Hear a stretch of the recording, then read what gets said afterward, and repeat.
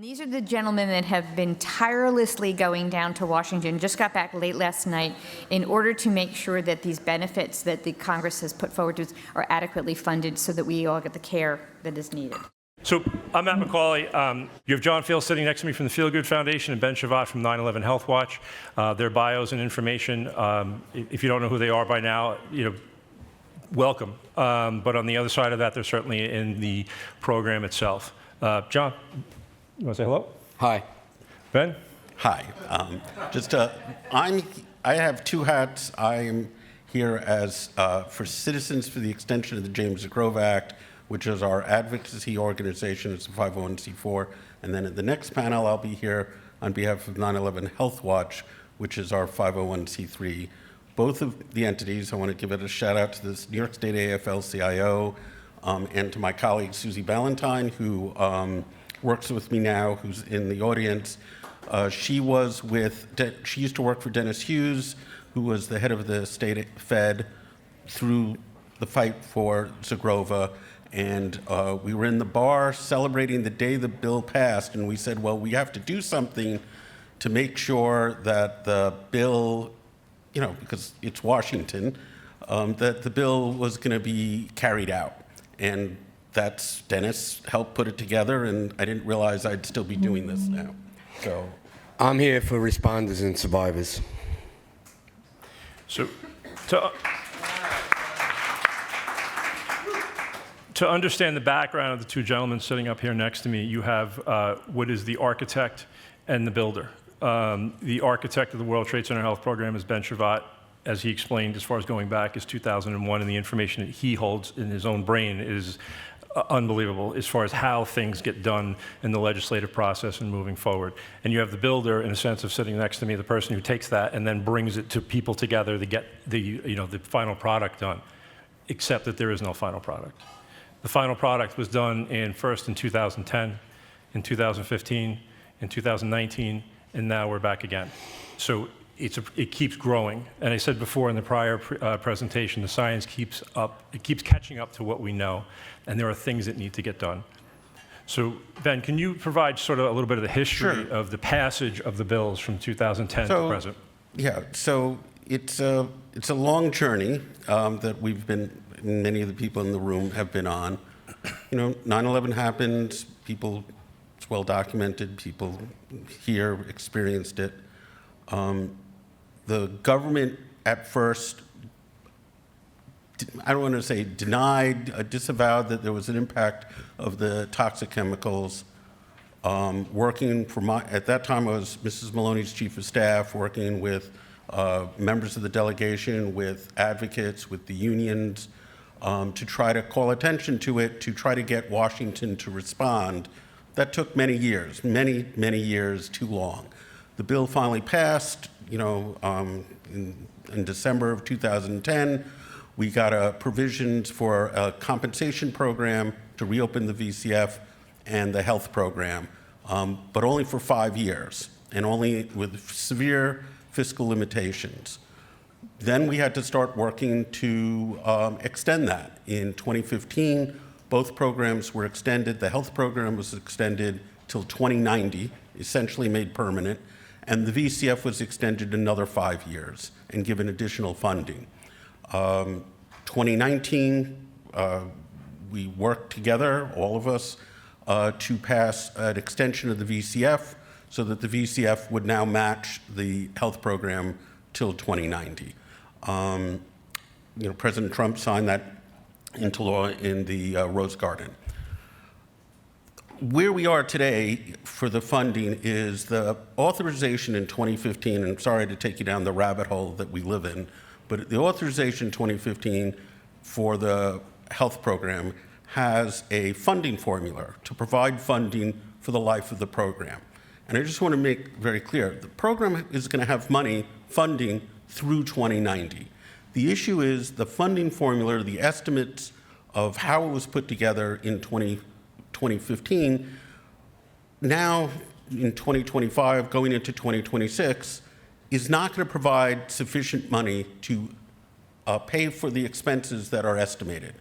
Among the reasons why the estimate, and again, when you make estimates like this for health spending, and I'm not an expert on that in any way, shape, or form, you really can't plan more than 10 years, more than 15 years into the future.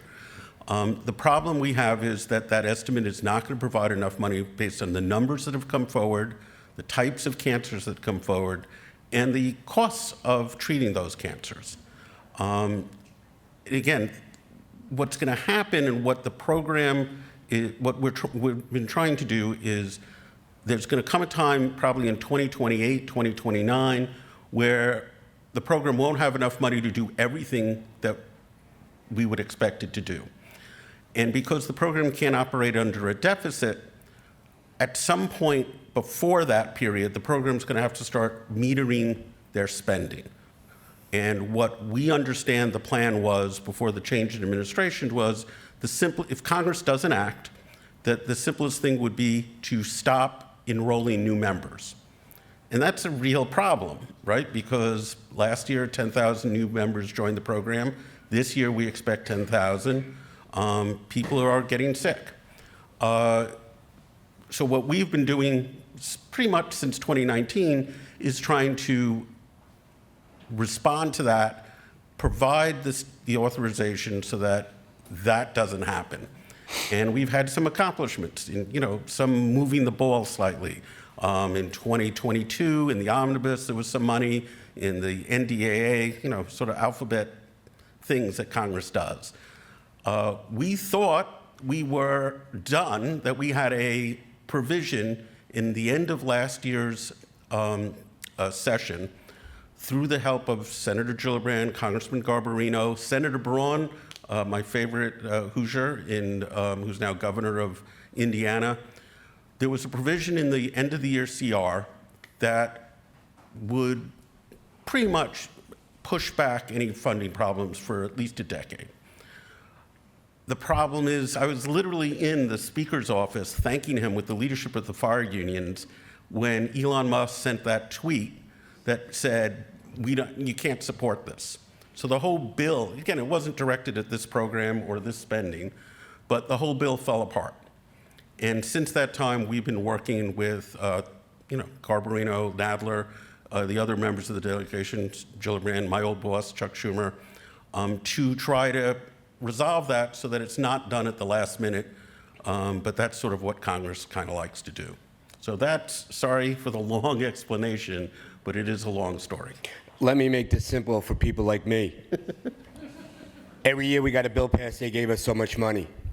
We said it wasn't enough money, more people would get sick, more illnesses would present itself, and people will die. We were right, they were wrong, we're in a stalemate. Next. So John, this is like deja vu to you as far as some of the meetings you've been in back in 2009, 10, 15, now re-educating people who were 2 years old, members of Congress who were in their early teens or tweens at the time of 9/11. I think one was 14, member of Congress. And what are you seeing from your old meetings that you have to now impart on them about the people, their predecessors, even in their own offices, where you have to re-educate that member of Congress about what even their former, district leaders did? Well, there's a turnover every 2 years in Congress. So it seems like we're going to D.C. every 5 or 6 years. So Congress has turned over 2 or 3 times. Some members of Congress hold their seats, but many times they turn over. So we have to re-educate them on the issues of 9/11 at the current pace that we're going. Senators have 6 years. But that's where bills go to die until we get in their face and we make them do things. Not only are we going there to advocate to get legislation passed, we have to educate them. A lot of these staffers are younger and born after 9/11, and no fault to them. I can't fault anybody for being when they're born. But their bosses who hold office, I hold them responsible. I hold them responsible for putting down their political ideologies and not doing the right thing. Tomorrow, they're all going to come out and say, never forget. I call bullshit. I challenge your humanity.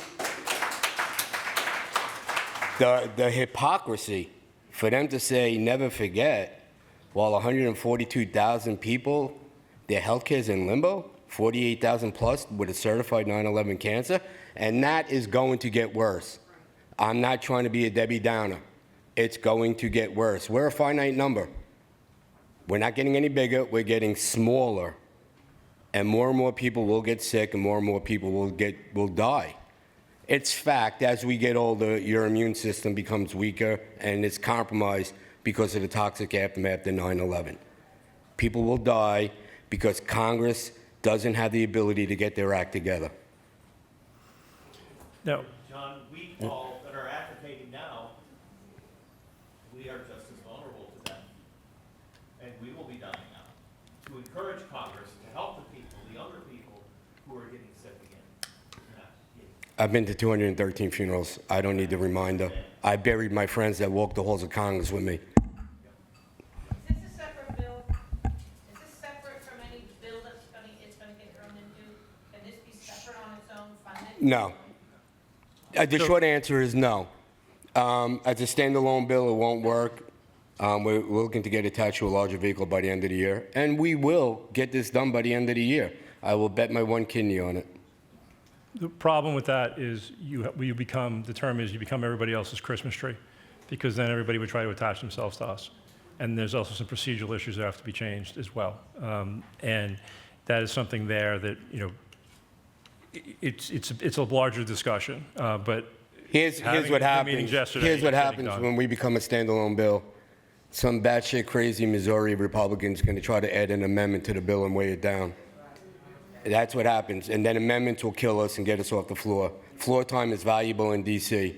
The easiest way to get this done so we could save some lives is to get attached to a larger vehicle and we go on our way. Here's the thing.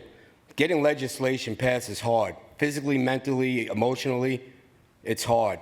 The hardest part is after the bill gets passed. We have to make sure it's protected. We have to make sure it matures. We have to make sure it evolves. So while that's happening, the World Trade Center Health Program can evolve. And hopefully the Neanderthals in D.C. will evolve. Because if we can't all evolve together, people will suffer.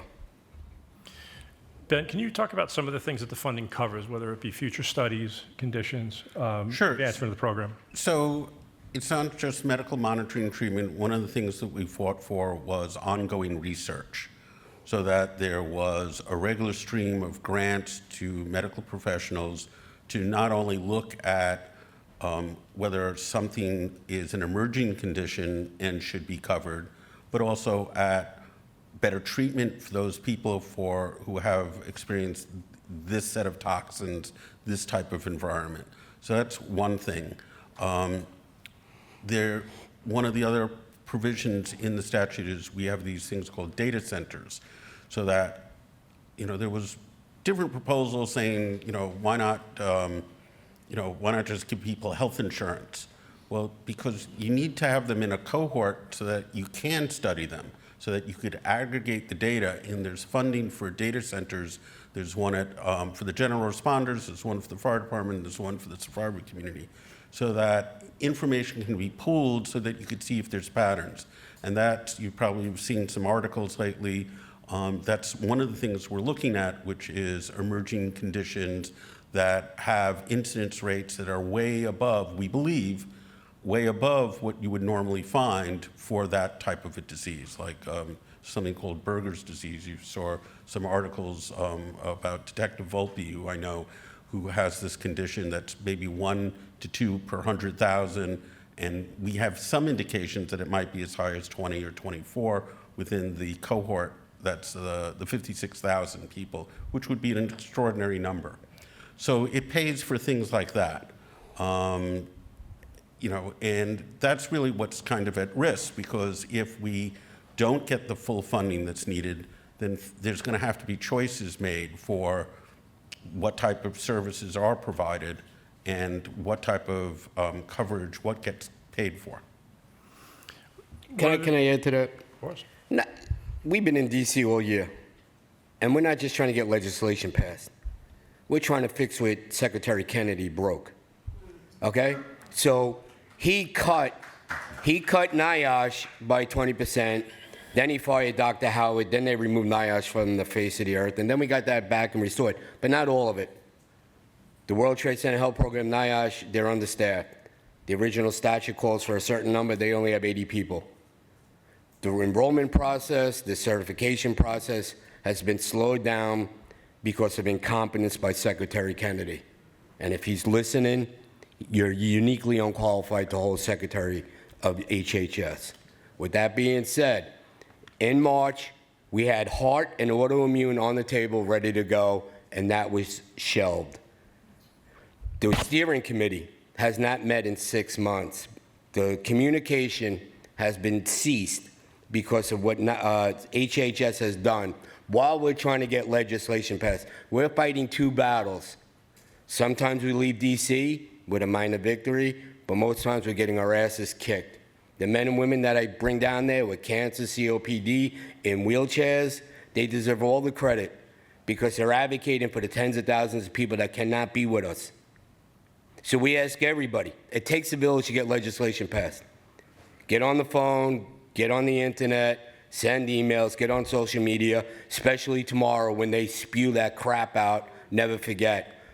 Rub it in their face because it takes everybody to get this done. So We just specifically went down there yesterday and the day before to cover what was going to happen on the 11th. And it was a plan, it was a chess game to go down right before, because usually we don't have the opportunity. And a very strong letter was written to every single member of Congress that it talked about when you put your social media post out, that you should be a co-sponsor to HR 1410 or S739. And it was done specifically by John to say, okay, well now on September 12th, who said it? Who came out and talked about the bill? Who didn't talk about the bill? We have about 82, 83 co-sponsors right now. We need more co-sponsors. But don't come out and say, I never forget 9/11. I never forget the heroes that were there that day that we lost. I never forget those that we lost ever since. Okay, well, say HR 1410 that you're going to co-sponsor it. So that's an issue that's there now. And as to whether or not your representative, and this is for you and your friends across the country, you go to, Ben is going to give you his website. He has a tool that you can actually see whether or not your representative has signed on as a co-sponsor. And then you can reach out through his tool directly to that representative to have them say, hey, why aren't you on? We all know people in all 50 states and throughout the world. I mean, we're in New York City. People know everybody everywhere. Have them do it. Have their friends reach out.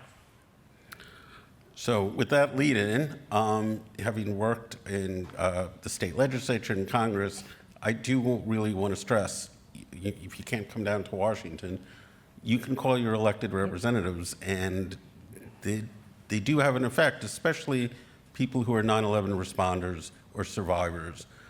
So on our website is on Citizens for the Extension, which is Renew 9/11 Health, all one word, .org, renew911health.org. There's a button called Take Action, and if you click on it, you could type in your address, and it will tell you who your member of Congress is, who your senators are, whether they're on the bill or not. It'll tell you how many people are in your state or congressional district who are in the program. It will also tell you what they've said about 9/11, along the lines of what John was talking about, the hypocrisy. Many of them will say, never forget the heroes of 9/11, and then you can say, well, why aren't you on the bill? For those of us in the New York area, every single New York member is on this, so if you live in New York, you should call and thank them. But there are actually still some members in New Jersey and Connecticut that are not on the bill, and the real goal here is to reach out, because it's not just in the metropolitan region. You all know this. There are people came from all over, FEMA teams. My mother lived in Battery Park City. Some Baptist missionaries came from Alabama and helped clean her apartment. Then they went home, and then many of people here retire, move to Florida, or move to North Carolina. So people don't know, there's over 9,500 Floridians in the program. There's about, I think, 2,500, I'm not sure, in North Carolina. So go to this website, see what's going on, and it will connect you. Type in your address, and then we will actually connect you to their office. Will they read it, or is it go to their staff? You can call and leave a message. I've done it many times. Sure. I want to make sure they're getting it, and it's not. Well, Let's hold the Q&A until after. Sure. Let's talk about the 13 schools that were in the geographic zone. Let's talk about the kids who were 4 years old, I'm talking. There were kids that were 4 years old, 10 years old, 16 years old that were in the geographic zone. They're now adults. They're going to get sick and they're going to die. I'm not trying to scare anybody. This is reality. If we do not get legislation passed, people will die. This is not just for responders or volunteers. This is for those that lived in Lower Manhattan, went to school in Lower Manhattan, worked in Lower Manhattan. This is for people in the Pentagon. This is people for Shanksville. This is a national issue. This is not just a New York issue. This is about humanity. This has nothing to do with politics. And while John's talking about everyone dying, there is good news also in the program that people should know that one of the things about the program is there's peer-reviewed science that shows that the outcomes for people with cancer is better than in the general population within the program, right? Because of the focus on screening, because of the treatments. So there really is a value for this program. But when you can't get into the program, you die. Yes, there you go. So a group of people that are actually not in the program may shock you. So if you, John mentioned all the children. So if you're born and you're in the zone, physically in the zone after birth, day of, you could have been down at Beekman, you could have lived in the zone, that child's covered. So for somebody who is in utero, if they're, the mother was in the zone for 9 months, the mother was caught in the dust cloud that day, whatever you want to look at, worked on the pile, worked in the buildings around, and then left the zone and gave birth, and the child never came back into the zone, the child's not eligible. That defies all science when it comes to in utero insults for everything. But now, whether or not there's a higher likelihood of an illness, that's the point of studies. We happen to this year get into what's called the youth cohort. Youth cohort, 24 years later, yes, it's called the youth cohort. It's one of the things being considered about how to do that and whether to look at an in utero exposure. Anybody in neonatology will tell you, well, if somebody uses an illicit drug, then it runs the risk of going across the placental plane into the child. Toxins are the same thing. So that's something that's out there. Now, you think about that. The child's not covered, but the mother is. So mother develops cancer, has all these particular illnesses, absolutely. Child does also develop some years later, is not. So these are things that we want to have answers to because it doesn't just end in our generation. It also involves others as well. And that's where looking into these things and having the funding that's there to make the determination. We can't say whether or not something's going to be included because they do studies, and the studies aren't just, oh, we think it is. The studies are always really good studies. They're always studies that bring up the information. And if anything, John can talk about how the PACT Act comes out of the World Trade Center Health Program because that's actually helped the soldiers in Burn Pit, which then comes back now to the World Trade Center Health Program because some of the things they're seeing in Burn Pit, we had seen years before and are questioning whether or not it's also related to toxic exposures. So it's a bigger issue that's we're constantly dealing with. The other thing has been brought up before is when we go into meetings in DC, we walk in now, it's like, are you here for the health program or are you here for the cuts? So it's the constant back and forth between it. Ben? Okay. I didn't really have anything to add. Okay. John? You and John have been very eloquent. I'm just going to make this simple. Go ahead.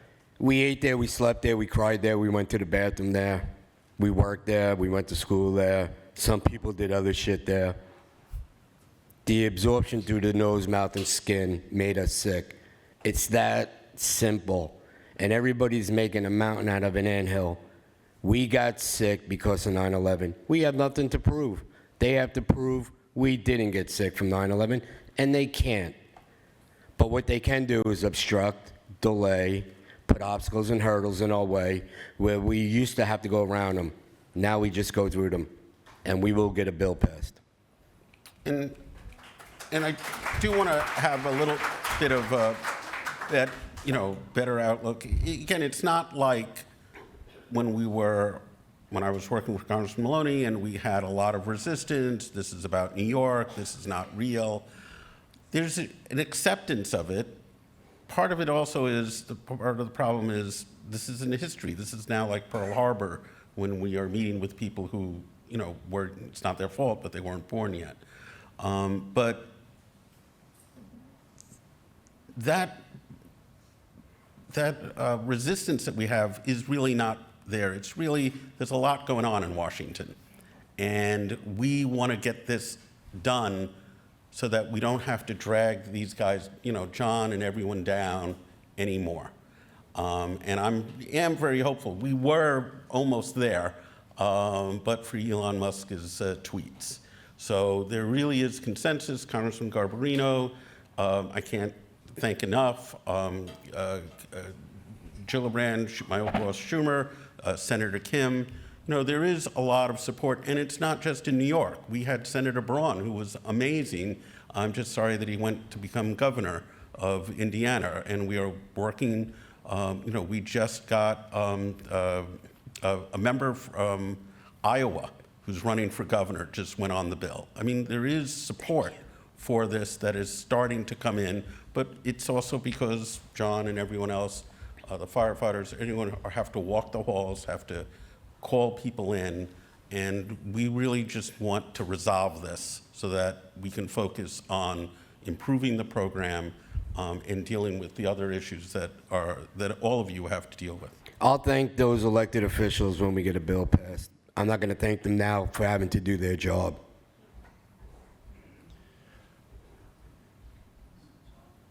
Questions?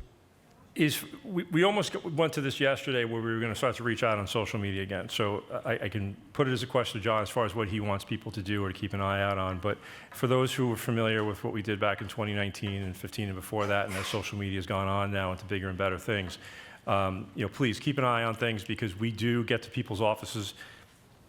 We almost did it. Yeah, John almost had a few of them yesterday. We were out in people's offices, and it's like we go back to the tactics, guerrilla tactics, as John coined over the years, go back to what we know best, which was, okay, no problem.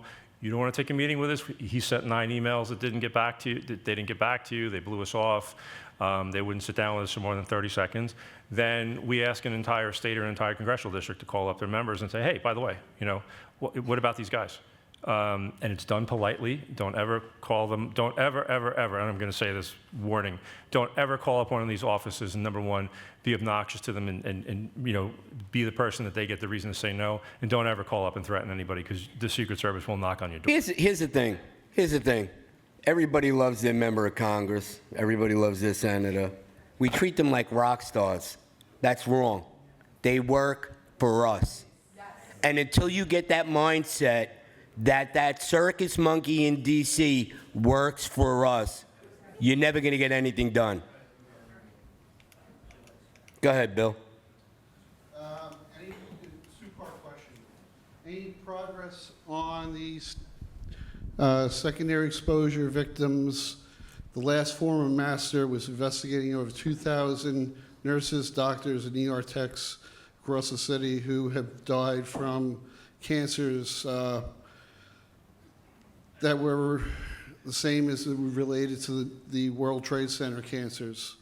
And the second part is the New York State 9/11 Notice Act. Does it have any teeth for employers who refuse to comply with the law? So neither one of those are really in. So I'll take that. One, secondary exposure is permissible in the World Trade Center Health Program and the Victims' Compensation Fund, depending on a case-by-case basis. So you don't have to be exactly in the zone. So if you were cleaning vehicles, if you were doing something else, there is an aspect of that. It's a box on the application itself.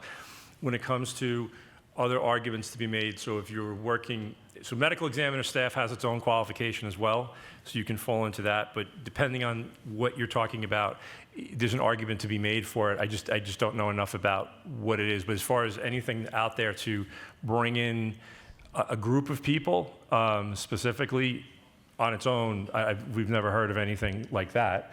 And then on the other part of that, as far as the Notice Act, that's still developing. I mean, the Notice Act seems to be, it'll probably be in the news in the next couple of days. we got a bill passed, or John got a bill passed up in Albany for the 9/11 sick time. And when Cuomo ran and signed it, we looked at each other and went, okay, what? There was no policy for it for 2 years afterward. And I think that that's, one of the things that even Michael's seeing, because he was involved with it, was the bill goes through, it passes, and like John said, you have to follow up on it, because you could have a bill that's passed that you have nothing to enforce. You have nothing to do with it, and it's got a great title. It says it takes care of a lot of people, but the mechanisms aren't there to take care of anybody. Is that the money part you're speaking of? I'm covering just the Notice Act in general, because what he's talking about, it's not necessarily part of this funding issue. The Notice Act's not part of this funding, absolutely not. Whether a condition gets added to the World Trade Center Health Program, whether or not a condition gets studied to be added to the World Trade Center Health Program, that absolutely is part of the funding issues going into the future. No doubt about that. But that's into the STAC committee, which is the Scientific Advisory Committee Ben was talking about before, and John said hasn't met, in 2 years at this point.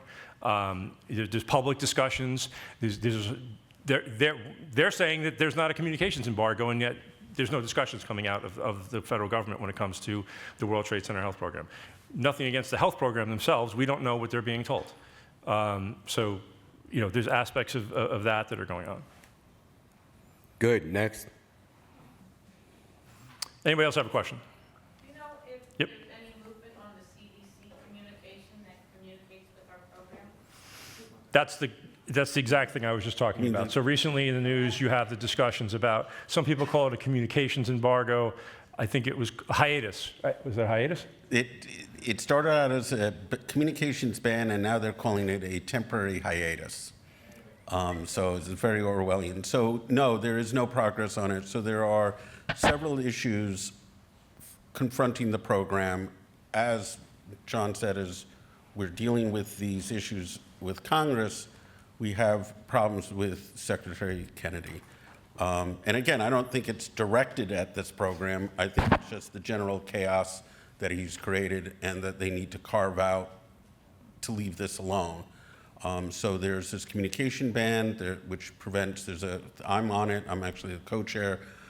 It's a committee that was actually created by the state AFL-CIO originally in the days after 9/11. It predates the program, when then Dr. Levin, Dr. Prezant, the unions got together, when the city, the state, and the federal government was saying there wasn't an issue, and they met every month. They've been meeting every month since 9/11, or nearly every month, and we wrote it into the bill because it functioned.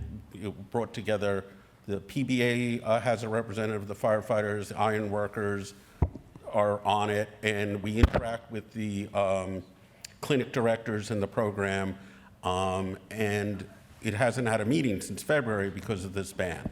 And that's prevented some of the information on looking at these emerging conditions, what's going on with it, things like that. So there's the ban. None of the research money has gone out this year. The Zadroga provides for almost $20 million a year in research, and that's the research. And again, I don't know every bit of research that gets done, but that's the research that would go to look at secondary things. If someone had a proposal, they would get authorized, they would get some funding. So none of that has happened. And then the biggest issue is that on Inauguration Day, there were 93 staffers working for the program. It was actually supposed to grow to 138 to handle the influx of more people. And we believe, we don't know it for sure, but trying to read the tea leaves, is that there's 80. And it's not, they fired people, they were rehired, they fired Dr. Howard, he was rehired. What happened is there was this thing called the fork in the road, where you could, trying to get employees to take 3 months paid leave and then leave. A bunch of the staff took the deal. So there's a hiring freeze, so the staff can't be replaced at the moment. And one of the things that we hope that the secretary will do is end the hiring freeze. So the short answer is no. There's a group of people who were supposed to be in today that actually couldn't make it because you have people who actually got themselves down in DC. This isn't all paid for by private companies or anything else. Like, we all make sure to take care of people and get things done. But people have to travel back and forth. People who are in their 40s, 50s, and 60s who are in wheelchairs, oxygen tanks. And right now there's a group who can't be here today. The reason they can't be here is because they can't get out of bed. You have 20-something people yesterday that were down in D.C. who opened over 100 doors. It's a lot to walk around. If you're not familiar with the office buildings in D.C., it's miles of walking without even coming up. 6 miles of walking, Susie said we did yesterday. 6 miles. That's not an exaggeration. This isn't like, oh, we walked 1,000,000 miles. 6 miles of walking is what the average person did yesterday down in D.C., going door to door to door to door to say, hey, we want to give this to you. 2 days ahead of, by the way, we know your boss is going to say something. And unfortunately, the bill is named after everybody who's passed away. 2 of the 3 passed away during the time period we were fighting for it, and Joey was actually, as the bill was leading to its maturity. We've said to them, who's going to be the next person on the bill? There's people in pictures that aren't with us anymore. It continues on. And this is one of the things where the funding and John and keep moving forward, you know, it just needs to get done. We're not out there asking for anything. It's just a matter of getting it done. Next. Question? I'd like to make a statement, if I may. Oh, boy. My name is Alan Grandy. I stand before you today not just as a member of New York City Transit Authority and TW Local 100, but as someone who deeply cares about the truth and justice and the dignity of all those who have served our country during the darkest hours. I am here to raise awareness about the issues that continue to affect many brave Americans, first responders, recovery workers, and civilians who answered the call on September 11, 2001 attacks. These individuals acted without hesitation, without concerns of their own safety, and without expectations of recognition. Yet today, far too many of them are being forgotten. Their stories are in danger of being erased, their service overlooked, and mostly disturbing. Their access to critical health care and financial support is being denied because of their never formally recognized. Let me be clear, this is not a bureaucratic oversight, it is a moral failure. The World Trade Center Health Program through both the city program and Mount Sinai and the national program have provided essential support for many survivors and responders. These programs, backed by the leadership of CDC and NIOSH, have shown us effectively compassionate response looks like. Both the truth is not everyone who served is being included, and that has to change. We respectfully call upon President Donald J. Trump and Robert F. Kennedy to lead their voice and leadership in this cause. We need action, we need acknowledgement, and we need to ensure that all who stood up for the country in the aftermath of 9/11 receive the care, respect, and dignity they have earned. This is not a matter of politics, it's a matter of justice.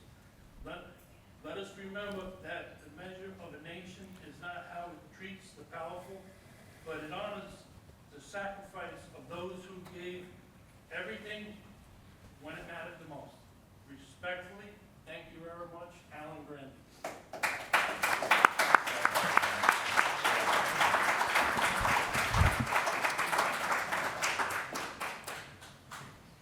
John, I'm going to, sorry, there looks like one more question. Let me just say something. Thank you, Alan. There are those who would rather forget about us. I don't need to point fingers. I don't need to say names. But we haven't forgotten. I got more shit tattooed on my body about 9/11 than anybody.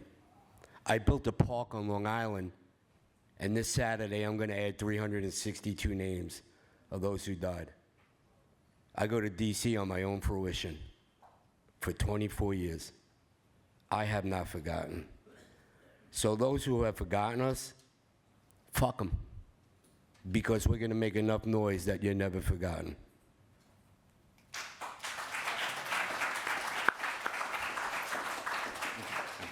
Ben? I'm not following Go that. ahead. I have a question for Ben. Actually, two things. Could you repeat the congressional reach out? Some of us weren't able to copy it down quick enough. Sure, so you can And go. one other thing. Sure. I believe the federal hiring freeze concluded on October 15th? That might be important to find out. That's what they've said. The problem is, this is getting into the weeds. This is a mandatory program. This shouldn't be part of the appropriation. It's not part of the appropriations process. It should never, the hiring freeze should never have applied to this. And what they're going to do on October 15th or not, I don't know. But the track record so far has not been very good. As to the number, the website is renew911health.org. And then you'll come to the main landing page, and then there'll be at the bottom a thing called Take Action. Ben, really quick, I think you should explain mandatory and discretion, because our bill is one of only a couple in Congress of every bill that is mandatory. Sure. So we fought very hard when we were coming up to, when me, Dr. Milius from the laborers, and some others were working on drafting the actual legislation. One of the things that we wanted to make sure was that we were not part of the regular appropriations process, because as time faded, we were concerned that we would be in competition with other programs, and it would be a yearly struggle for funding. So the program is what's called mandatory funding, or some people call it an entitlement.